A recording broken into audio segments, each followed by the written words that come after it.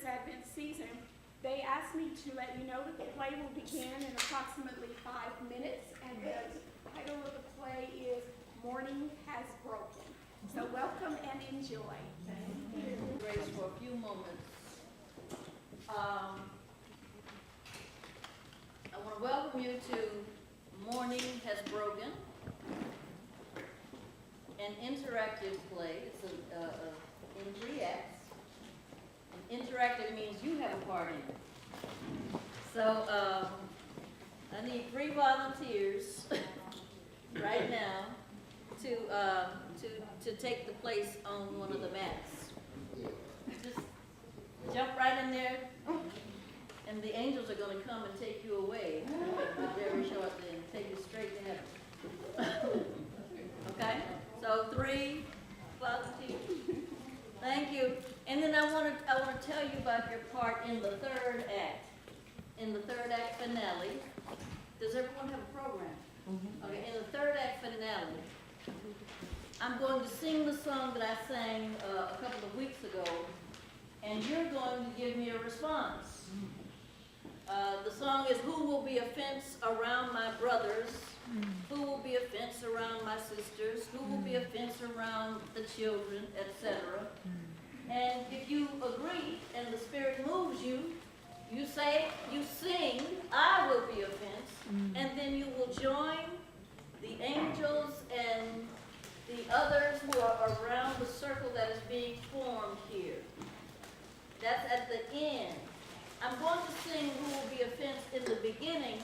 I don't want you to respond in the beginning.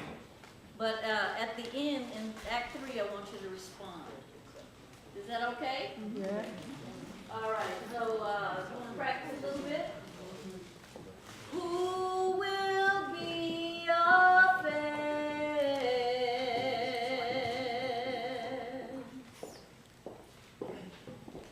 Who will be a fence?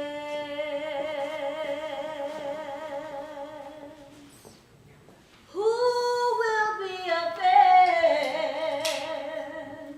around my brother?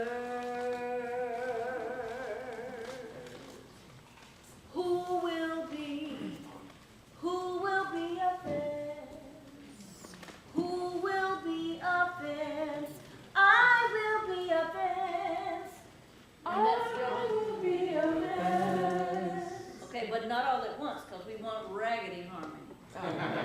Raggedy harmony is a beautiful thing. You know, it really is so. But yes, that's great. I will be a fence. I will be a fence.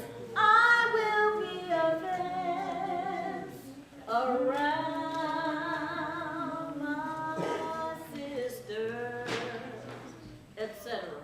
Yeah, very good, very good. Also, I see nobody sat over here, but if you are sitting in a seat that says press, you're going to be a member of the press. I need some of you to shift over here and be members of the press. Okay, so when I come back in and we're ready to start the play, yeah. So when we have our press conference, you can just throw out a question. They're not going to respond to you, but just throw out a question that arises to you according to the events that unfold in the play. Okay? Thank you so much. Thank you so much for coming, and thank you, and we hope you enjoy Mourning Has Broken.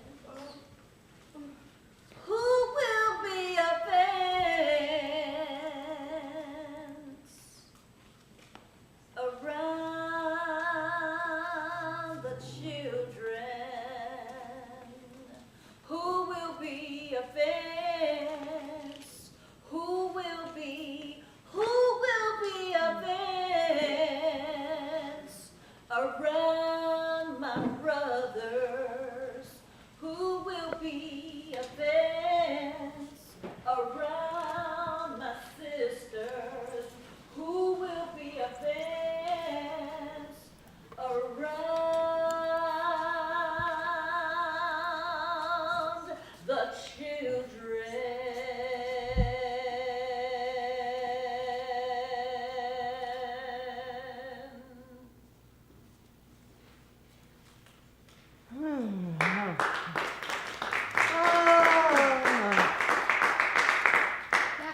saw it was snowing out there. Is it cold? When's the last time you've been outside? June, July. Tell me, is it cold out there? Yeah, it's cold out there. This is December, January, one on. By the way, Miss Wesley, how did you enjoy your birthday yesterday? Oh, I liked the cards and the cake, but you know those old people made me realize that I'm one of them. Who were all those old folk anyway? I didn't recognize one of them. And by the way, girl, I'm just old, not dead. Okay. All right, Miss Wesley.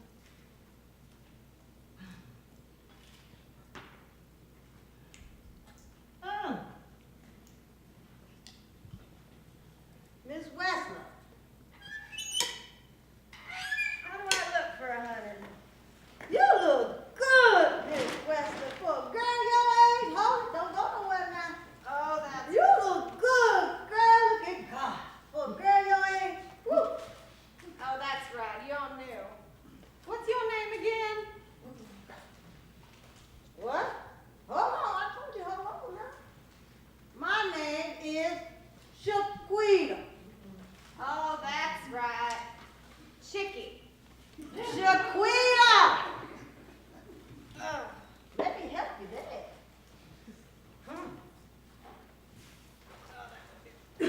Chicky, would you read to me from my Bible? Did you call me Chicky? It's right over there. It won't take but a minute of your time. Did you call me Chicky? All right. Anything in here particular you want me to read? No, that's all right. Just wherever you open it to will be fine. Okay. That's what my daddy used to do before the war. Just open it up and whatever it said, well, that's what he taught us to believe and do. Ooh, okay, Miss Wesley. Bible's Bible. What does that mean, Miss Wesley? Bible's Bible? Oh, well, Bible was my name before I married Bill Whistler. My daddy was Oliver Bible. I'm named after him. My mother was Ethel Bible. Okay. And they ran the only general store in Arcola, Texas. When I was born, only 50 souls lived in Arcola, and the Bibles was one of the only 2 or 3 white families living there. Daddy used to say our good name was why the colored folks respected us. Oh, okay. That and we weren't open on Sunday. Oh, I was so little, but I couldn't wait for Monday to come so I could help out. Yeah, I didn't do much, just dusted a little bit or kept the flies off the pastries.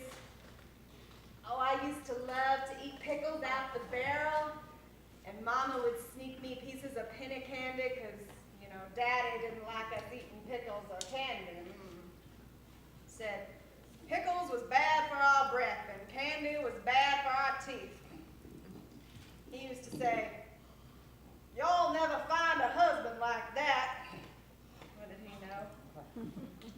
Oh, seems like all he wanted was to marry us all, especially after the Great War, but I don't know why they called it that. I was 5 when he left and just 6 when he came back, but you know, I could tell that there was something different about my daddy. He was sick all the time, and he drank more wrapped up whiskey than the law allowed. Oh, and he was mean to Mama, but she kept him off us youngins, and she did everything she could to keep him happy.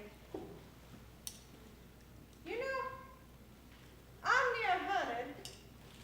I've had 2 husbands, lost them, and my baby boy, but I still got all my teeth. Yeah, all 12 of them. That's right, I'm 101 plus a day. Oh, I got my 3 score and 10. Oh, yeah, right. Okay, Miss Wesley. What did you say? Oh, nothing. Oh, nothing, Miss Wesley. Anyway, I got to go. I told Mr. Lewis that I was going to walk him, and I told him that about 15 minutes ago. I got to go. Oh, all right. You never did read to me from my Bible. Oh, okay. Sorry about that. I'll read it. I will. Okay.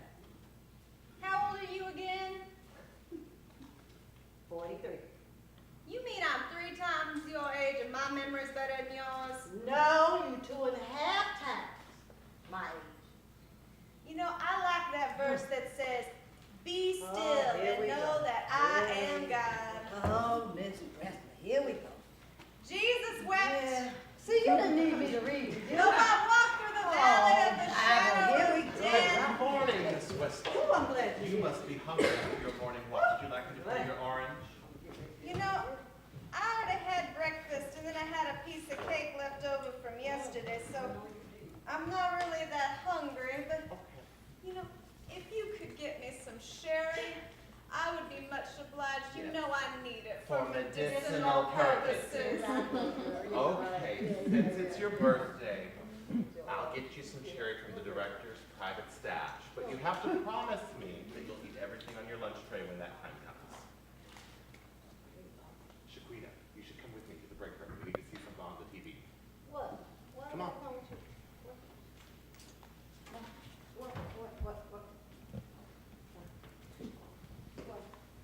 It's about your son. My son? My son? Oh, my goodness, no. My son.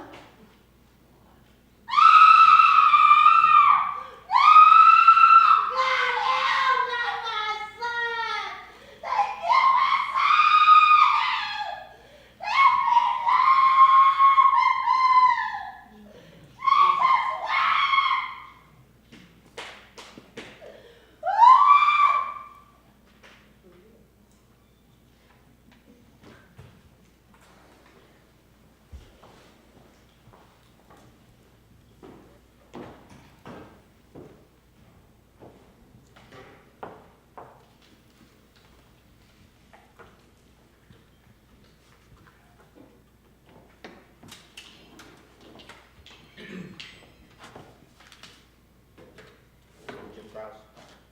All right, so the minutes.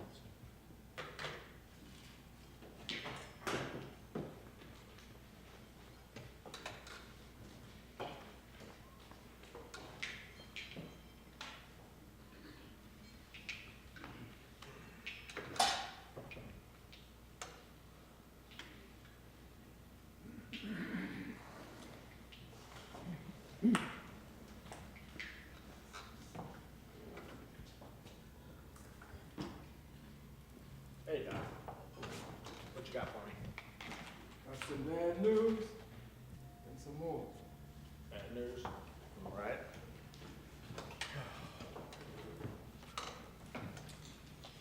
Let me hear it.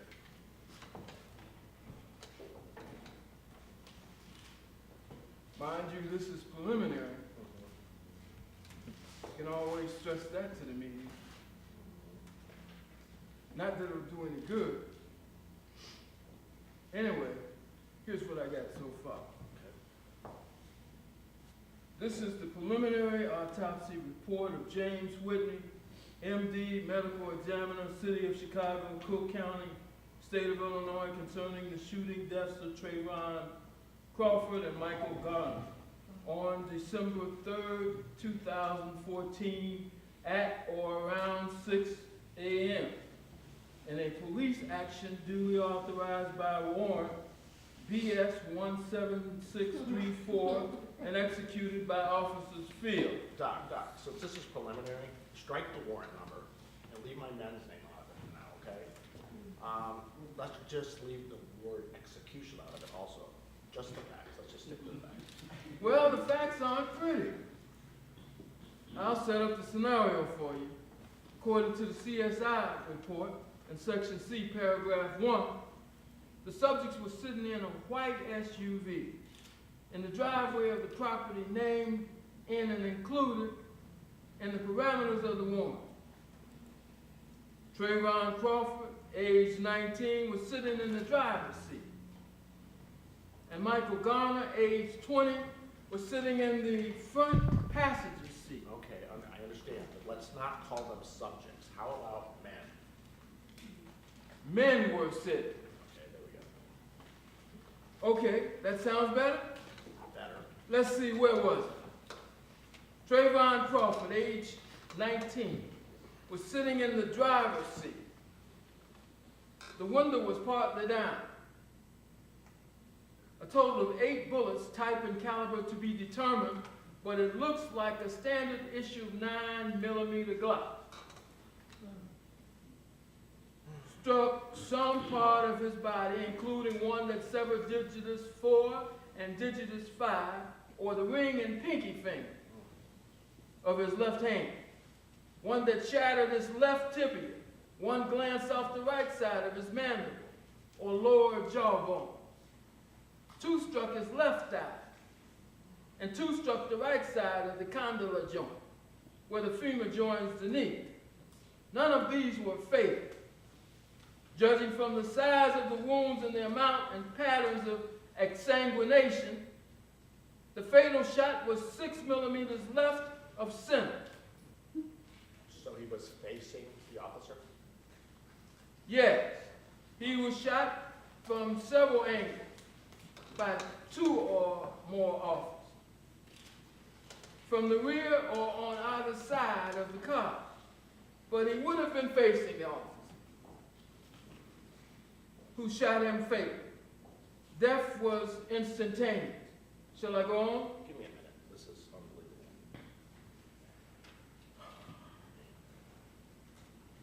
Incredible. Go on. At the time of the incident, Michael Gardner, age 20, was in the front seat passenger side, and the window was up. This is significant because minute pieces of laminated safety glass lodged in his throat and both nostrils. The largest piece was 3, maybe 4 millimeters in size, diameter. Come on in.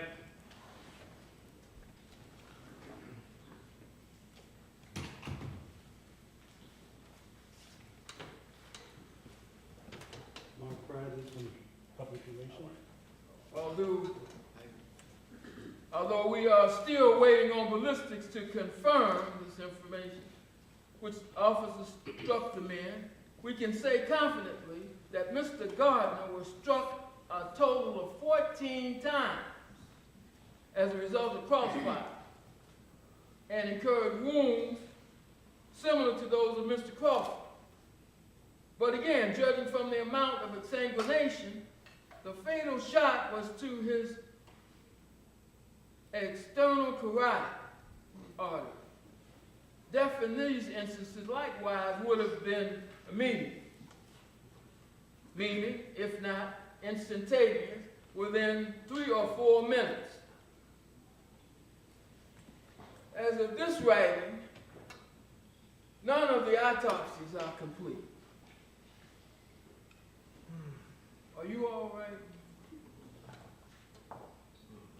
Hell, I'm not all right either. This is the 400th homicide this year that my office have had to deal with. The 7th this week.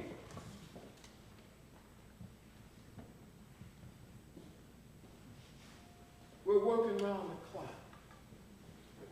In the lab. In the field. Every single day. Even weekends. Now. Most of the time we forget to eat. And if we do eat, we eat 15-minute lunch breaks and 15 minutes for dinner. We find ourselves holding and waiting to go to the job. Well, our gut's about to explode before we go. We never see our family. You know, I can't even hardly remember what my wife looks like. I've been a man of science all my professional life. But the level of violence that we are seeing nowadays is on a basis that is completely insane. I'm about ready to run off and become a monk. Okay. I'm a happily married man. And I'm not even Catholic. Oh, Doc, you cracked me up. I know what you mean. I'm a stand-up kind of guy. I'm 69 years old. I spent 4 years in Vietnam, that hellhole. God. I got out of Vietnam, got on the GI Bill, went to work, spent 40 years in this force, and I have seen so many things. But I married my most beautiful, wonderful, amazing wife, Donna, and I miss her so much. She was my conscience. She was an amazing, brilliant woman. But you know, when we got married, it was a mixed marriage, and we were judged for who we were. And you know, you shouldn't be judged for who you love. And you know, nothing's going to change in society until we change how we look at one another. And it's going to be a transformation of the heart. But what we've got here is just, it's a mess. Too many blurred lines. And you know, for 40 years, I tried to be the conscience of the city. I tried to teach my men and women to protect and to serve. I'm 2 friggin' months from retirement. I'm going to get out scandal-free. I don't know how, but you know, I survived losing Donna in 2007 to cancer, and I lost my son Jimmy, my namesake, and that hell, whatever war it was, the Bush War, Iraq, Afghanistan, it was terrible, horrible. I lost him the same year I lost Donna. I've never seen anything like this place and what we're seeing right now. There's too many blurred lines. We need a transformation. But we need to focus on what we've got here. We've got a situation. Have the families been notified? Yes, the families have been notified. You do know there's another man down, don't you? A minister, a Reverend Devontae Jones, was caught in the crossfire, and he's in critical condition at Hope Memorial as we speak. And they're not saying whether or not he's going to make it. Yeah, I know. I was there when they took him away. You know about that, doctor? I knew, Yeah. but I hadn't checked on him. But we're ready, or will be, if he, Well, I was sent here to let you know that there's a press conference ready to go in 2 minutes from now. And if you need more time, I can go out and tell them something. But you need to know that the families are here, the alderman is here, and the press is very, very anxious. I don't need more time. But let's get ourselves together, okay? Look, this is going to be a bare bones press conference. We don't have enough information yet until the investigation is done.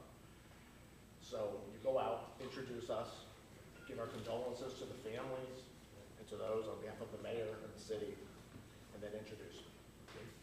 All right? And Doc, I'm not asking you to lie, but we don't have all the facts yet.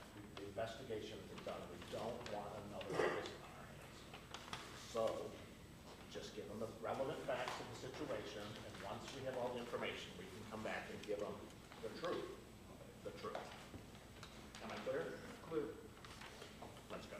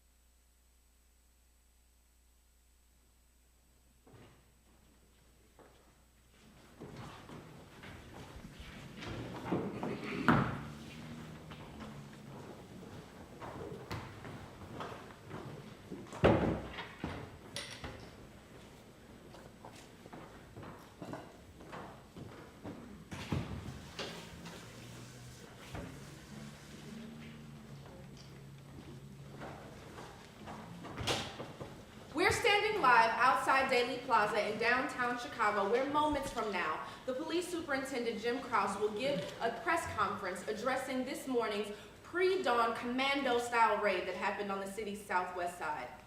2 men are dead, and 1 is clinging on to life at Hope Memorial Hospital, a level 1 trauma center.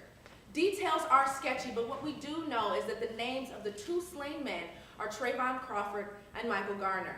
A third man, Reverend Devontae Jones, age 27, is hanging on for dear life and seems to have been just an innocent bystander who was caught in the gunfire.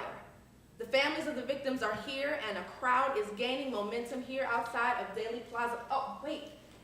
Here we have Alderman Gabriel Williams from the 58th Ward. How are you, Alderman? Doing well. I'm going to jump right in if that's okay with you.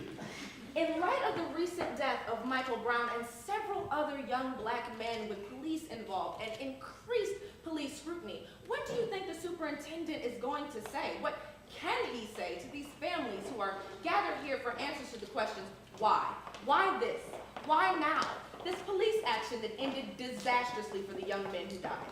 Which camera's on, this one here? This one here, right here. Okay, thank you. Yeah, I'm fine, and thank you for asking. I was just distracted by the coroner's report, but you know it's going to be a very long time before this family heals, before this city heals, before this great nation of ours begins to heal. You know, the superintendent, he's a fine guy from what I understand, and actually kind of like him. In the past, he's done a great job for us, but frankly, we may need a change of leadership. You know, and I say that because we have to keep asking the right questions to get the right answers. You know, this was just supposed to be an arrest warrant, not a failed murder indictment, not a wanted or dead or alive poster. You know, these young men, these two pillars of our community, Trevon Crawford and Michael Garner, what the police don't seem to realize is these two young men were trying to change their life around. You know, they were participating in Reverend Jones' Saturday Hoops program, and by all means and accounts, they were doing better because he always talked to them about getting a fresh start, about redemption. You know, it just seems to be that the people we entrust our community to, the people who are involved in our community, they're just not listening. They should have known this. I mean, these young men had a bright future. Now, given the fact we all do have a past, they had a past too, you have to understand that. But the thing that really gets to me is that the police found no contraband, no weapons of any kind in their vehicles or their homes, not even a toy gun.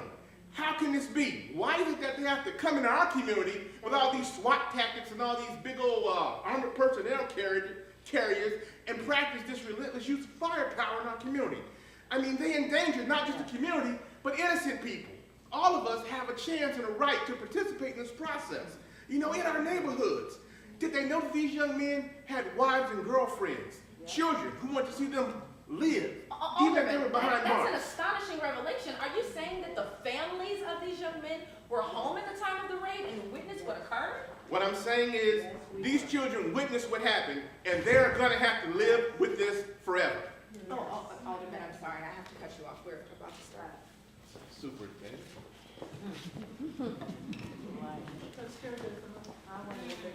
Good afternoon.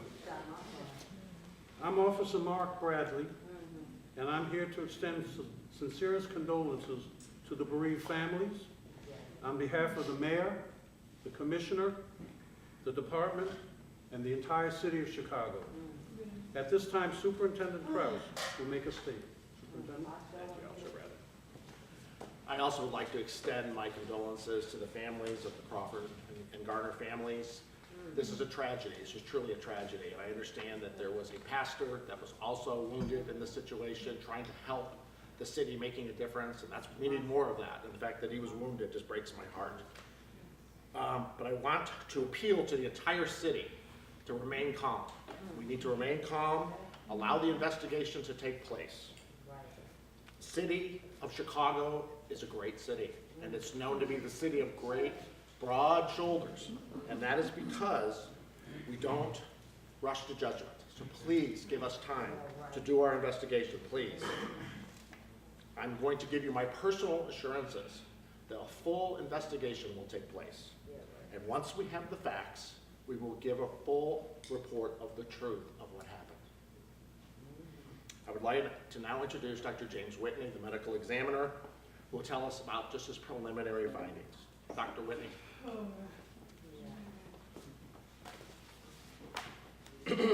Good afternoon. I conducted preliminary autopsies of Trevon Crawford, age 19, who suffered a fatal gunshot wound to the head, and Michael Gardner, who suffered a fatal gunshot wound to his external carotid artery. Both men died instantly. But when is it going to stop? When is it gonna stop? Y'all killing these kids. When is it gonna stop? When is it gonna stop? This meaning. Thank you very much. Please, thank you very much. We're not going to take any questions at this time. We don't have any.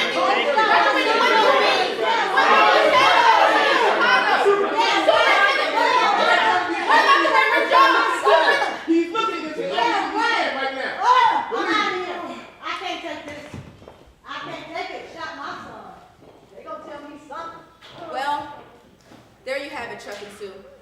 Officials are saying next to nothing about the pre-dawn raid that took the lives of Trayvon Crawford, age 19, and Michael Garner, age 20. Both men died at the scene. The police superintendent issued us an appeal for citywide calm and assured us that there would be a full investigation with full disclosure. But the highlight of the press conference was when Dr. James Whitney, the medical examiner, gave his preliminary report and broke down in tears. That's when the superintendent ushered him off the scene and refused to take any more questions. Earlier today, I spoke with Alderman Gabriel Williams. My exclusive interview with him and other members of the Martin and Crawford families will be at our 5:30 broadcast. Reporting live for Channel 9, this is Moira Jacobs.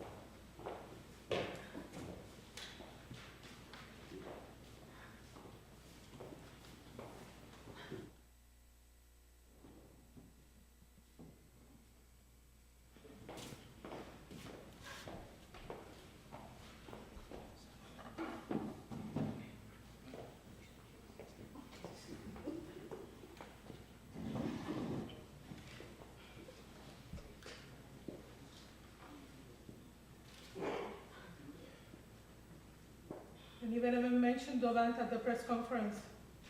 I know, and half the people there were from the church. Early morning, Lieutenant, I'm gonna wake up from this nightmare. We're talking and laughing just yesterday, and now this is such a horrible thing. Yes, but you know, you just have to put your trust in God. Yeah, you know, that's what I said when I told him about the baby.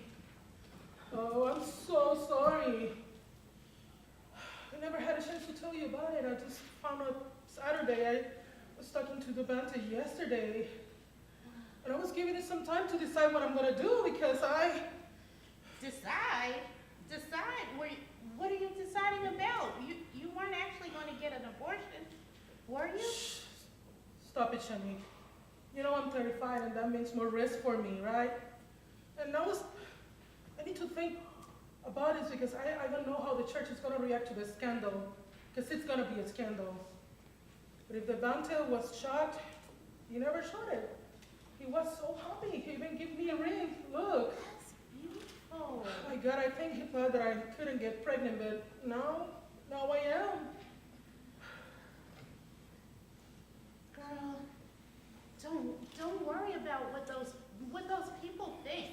Don't worry about it. You have to focus on yourself and on this baby. It's going to be all right. I've known you since we were in the 2nd grade. And I've never judge you. Unless, of course, I was not the godmother of that beautiful baby. But really, girl, what if he doesn't make it? But what if he does? What if he does? This is so horrible. It's true, I need to put everything in the hands of the Lord. Everything. The church, the baby, Chiquita. Girl, have you told her? What? No, girl, bye. Loca. I'm not ready for baby, big grandmama drama. No, she never liked me. I know it. She never even hugged me. And she said to my face, "You're robbing the cradle." Well, guess what? She was a baby when she has it. He's her firstborn. And last time I checked, 27 years old, he's a full grown-up man. Oh, this is so strong. But let me tell you something. If Devonta makes it, and if the baby is healthy, I hope that we can find a way to make things better. You're the best person I know. I really care about her. But she never cared about me.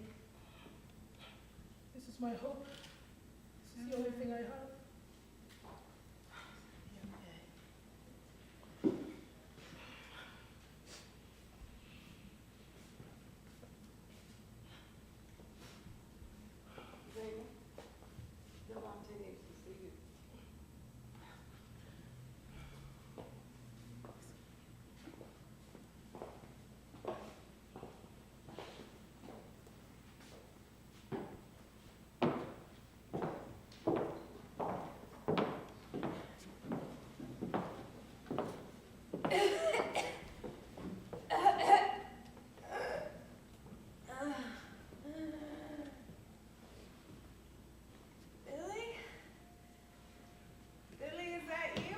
Yes, Mama, it's me. Billy, where have you been? Why did you leave me? I never left you, Mom. You remember that time when you were 3 years old and you threatened to run away if I didn't read you a bedtime story? I was ironing your daddy's shirts. I looked up and you were gone. I looked all over the house, top to bottom, for 20 minutes, but I couldn't find you. And there you were in the backyard, chattering up some itty-bitty redbird. Yes, Mom, I remember. It was the worst 20 minutes of my life, except for Yes? the day you told your daddy and me you were going to Vietnam. Billy, what happened over there? I didn't make it, Mom. But I came back for you now. Came back. Billy, I haven't seen you since July 29th, 1969, when your sister, your daddy, and me said goodbye to you for the last time. I never left, Mama. I came back. Daddy never left either. Bill? Are you there? Yes, my love, I'm here. Your father, your mother, my father, my mother, Bill Jr., we're all here.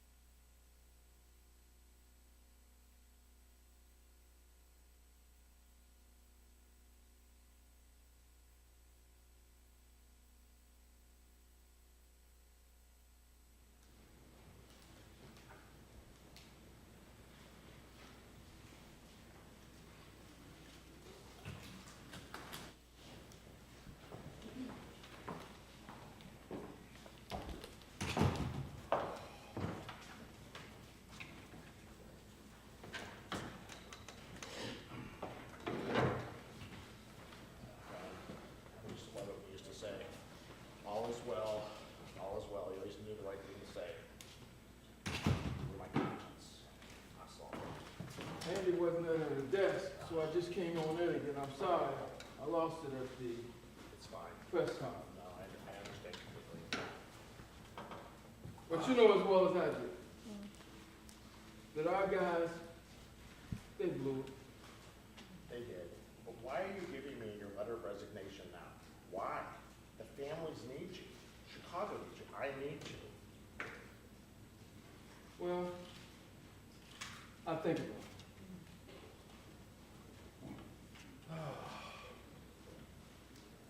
That's why I'm not gonna go just right now, but I think about it. We need closure. The city needs closure. We need to put this issue to rest once we get the investigation results back. And you have every right to go through a proper retirement. Leaving like this now would be the wrong thing to do. Do not resign in the midst of a crisis. Retire with dignity. You deserve that, Doc. You deserve that. I'll think about it. Hey, maybe we could go fishing or something, what normal guys do. Mm-hmm. Sure. Hey, the Jones's funeral is tomorrow. I think all the guys are going. I think it will be proper and right that you go also. I think all of us should go to the funeral and be there for the city and the department, and it's the right thing to do. Have a seat. The Jones family has retained a lawyer, Erica Michaels, and she's with this group called The Stand, and they're calling a press conference, and they're suing the city. They got a laundry list of demands for the city and the department, which is understandable. It's gonna be expensive for the city of Chicago, but, not more expensive than constantly getting sued for crap like this is going on. My goodness, man. But expensive nonetheless. So we're gonna go to another press conference, believe it or not. So, Doc, thank you so much. I really appreciate you, and let's go to the press conference and the funeral tomorrow, and see you there tomorrow. All right, All in. awesome. Let's go. Thank you, John. Appreciate it. Show me work. Thank you.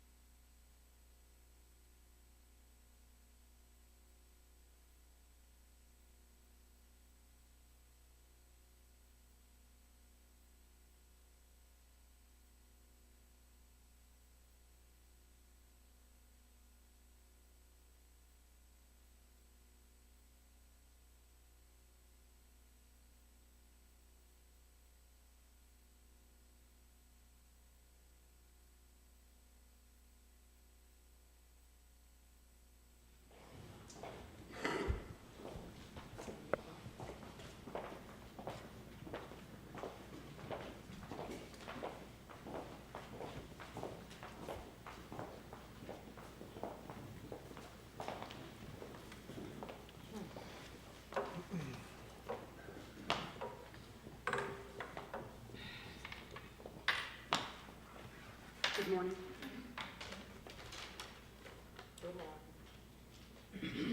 Is this thing on? Right? Okay.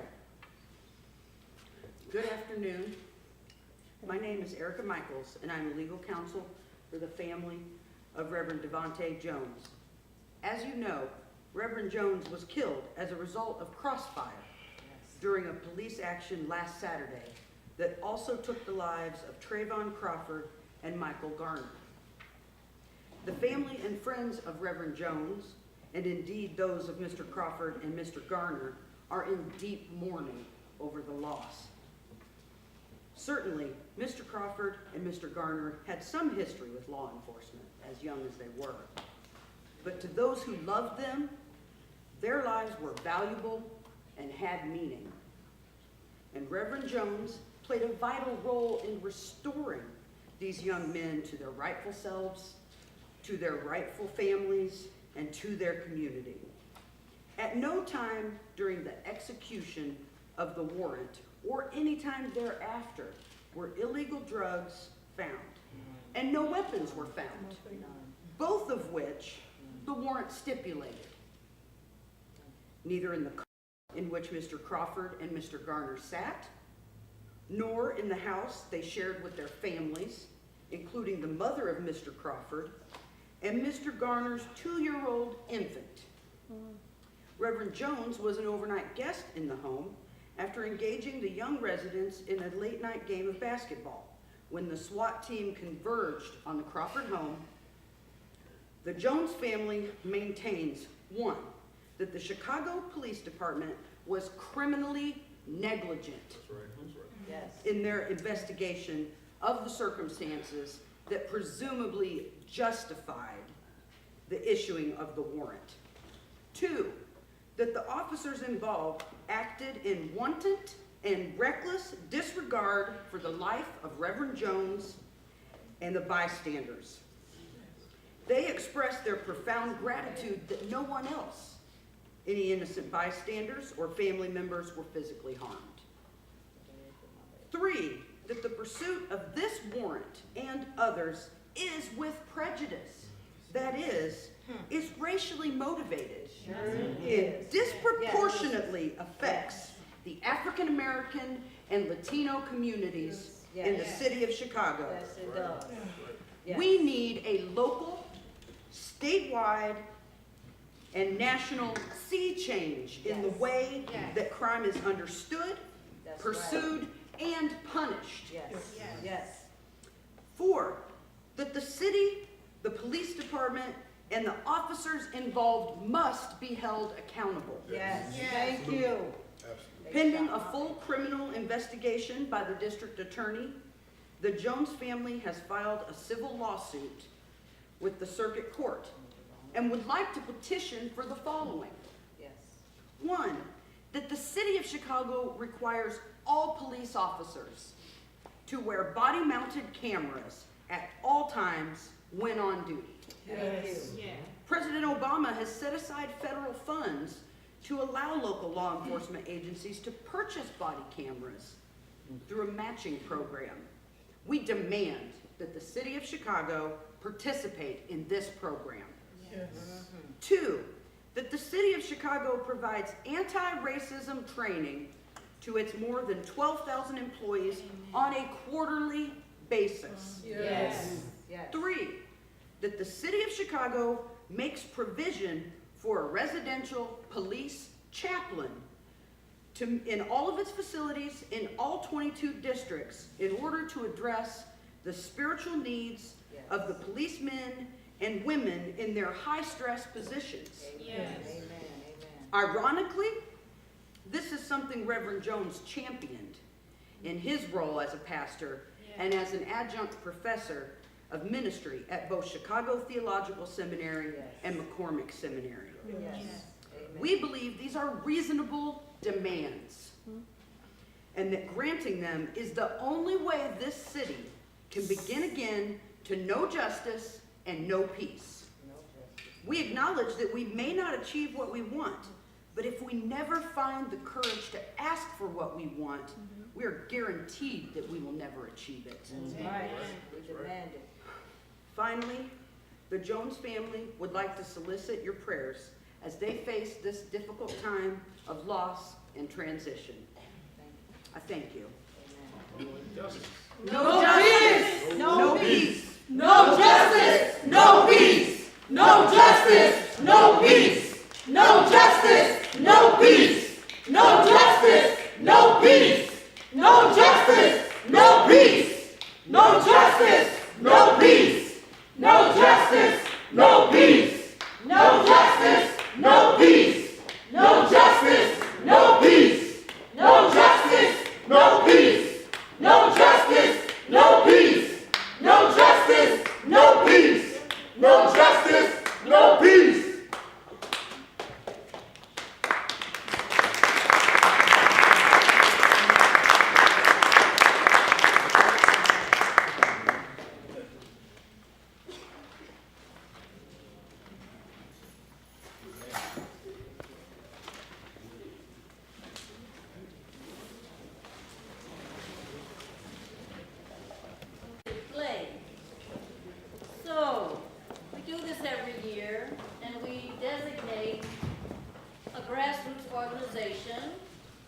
receive whatever free will offering that we raise. And so we ask you to be as generous as you can, and be generous not only with your money, but also with your prayers. The offering will benefit in its entirety FLY, Fearless Leading by Youth, in their efforts to obtain a level 1 trauma unit on the south side of Chicago. So here we go. As I say, as generous as you can.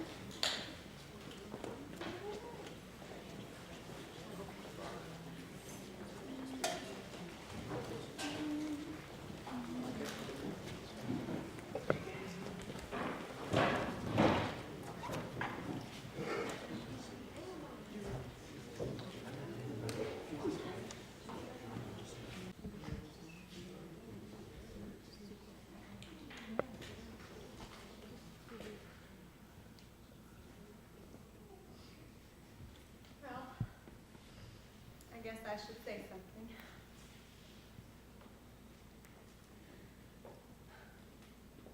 You were a good mother.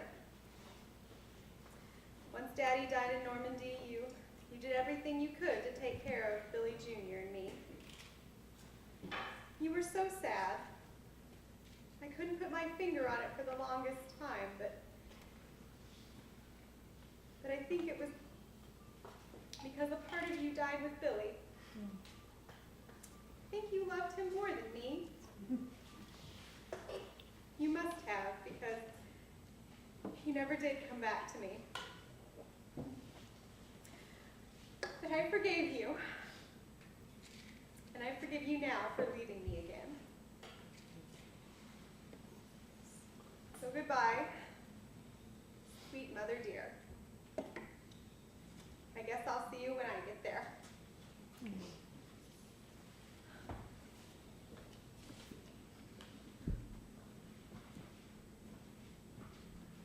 I lived and worked at Rising Hope for 17 years, and Miss Whistler was there for the last 9 of them.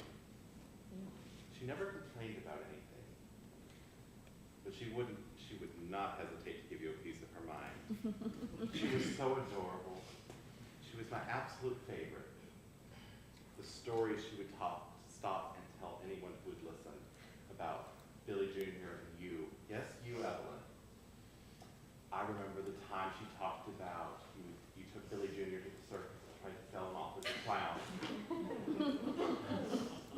Or the time you gave her chicken pox and you had to be quarantined together. She loved your take charge and take care of everybody else's spirit. That's why she didn't worry about you. She knew you'd make it in this world. You'd be an example. Just like she was. She was an example to everyone who knew her. Miss Whistler, I'm going to miss combing your hair and rubbing tiger balm on your feet and sneaking Sherry into your room for medicinal purposes. Goodbye, my friend, and I'll see you soon. Amen.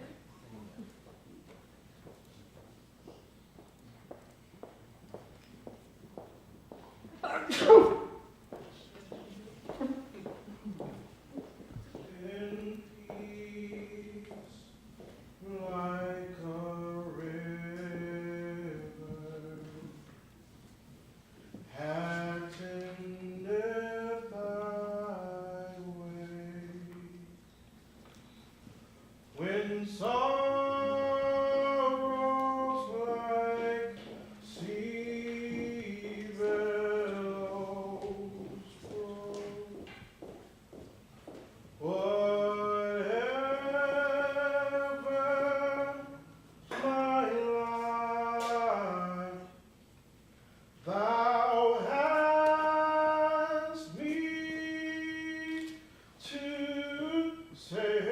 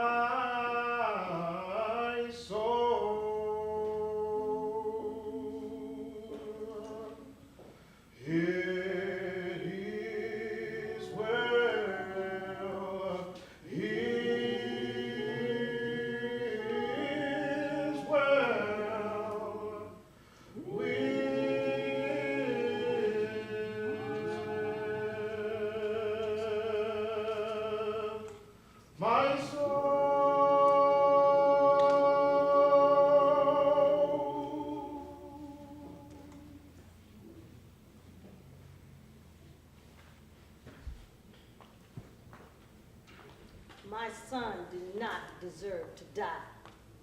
He did not deserve to be gunned down like a criminal. My son was gunned down, and he didn't deserve it. Devontae loved everybody. I taught my son that when you love something, you put a fence around it. You protect it at all costs. You protect them. You keep them out of danger. You keep them out of harm's way. That's what being a mother is about. That's what my son's ministry was about. Saturday night hoops. He loved everybody. And he went out to protect them. And loving everybody means that you don't deserve death. My son, Devontae, didn't deserve death. Trayvon didn't deserve death. Michael didn't deserve death. Jonathan didn't deserve death. John didn't deserve death. Cornisha didn't deserve death. They didn't deserve to die. And I'm going to tell you, if you learn anything from my son's death, is that you love somebody, you better love them now. Because they can be gone in the twinkling of an eye. Knowingly and unknowingly, you look up, they're here, and then they're gone. So if you take anything from here, cherish those you love. At least do that for my son. Amen. Amen.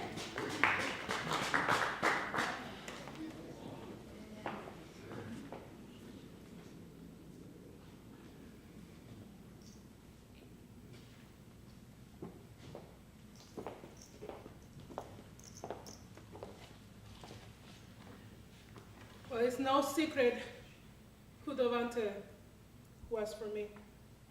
He was my gift from God, my dear gift of true and deep and steadfast and unconditional love.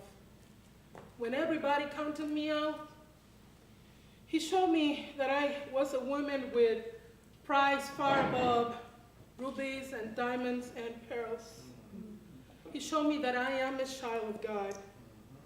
I showed him a few things too. My heart is broken. But at the same time, I am filled with such hope. I'm filled with gratitude because he was, and he will always be a part of my life. My strength and my joy, a joy that is living deep down inside of me. When we met him, he gave me his phone number. Well, he didn't have a pen, and I didn't have a pen either. So he told me, you better remember me, because if you don't, I'm going to come back and I'm going to make you pay. I got the distinct impression that he meant for me to pay him in kisses. Even though he was a minister, he was still a man. Needless to say, I remember the man's name and his cell phone number. And the rest, as they say, is history. And I've learned that history has been written by winners. And Devontae was a winner. Devontae lost his life in this senseless violence of our city. But I will remember him always as a winner, because he knew how to value people. He knew how to make people value themselves, regardless. I will always remember him and the way he made me feel. I will remember Devontae forever.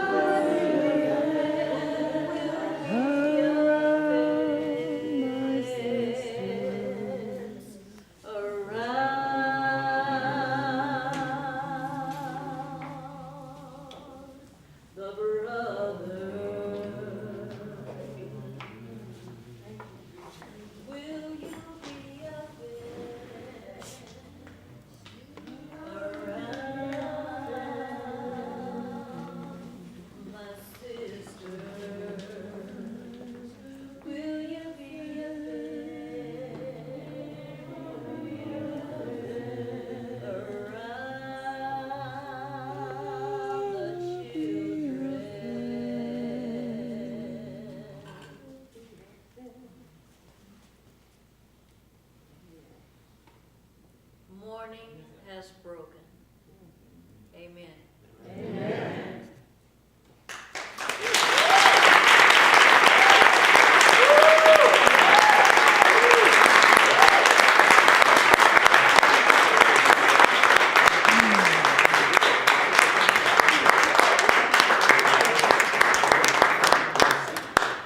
Yes.